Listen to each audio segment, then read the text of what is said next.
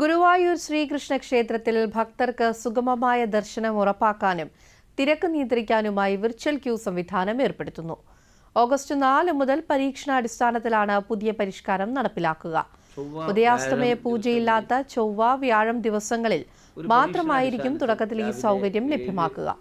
രാവിലെ 7 മുതൽ ആരംഭിക്കുന്ന ദർശനത്തിനായി ദേവസ്വത്തിന്റെ ഔദ്യോഗിക വെബ്സൈറ്റായ ഗുരുവായൂർ ദേവസ്വം .in വഴി ഭക്തർക്ക് സ്ലോട്ടുകൾ മുൻകൂട്ടി ബുക്ക് ചെയ്യാം. ഓരോ മണിക്കൂറിലും 300 പേർക്ക് വീതമായിരിക്കും പ്രവേശനം. ഒരു അക്കൗണ്ടിൽ നിന്ന് പരമാവധി 6 പേർക്ക് വരെ ഒരുമിച്ച് ദർശനം ബുക്ക് ചെയ്യാം.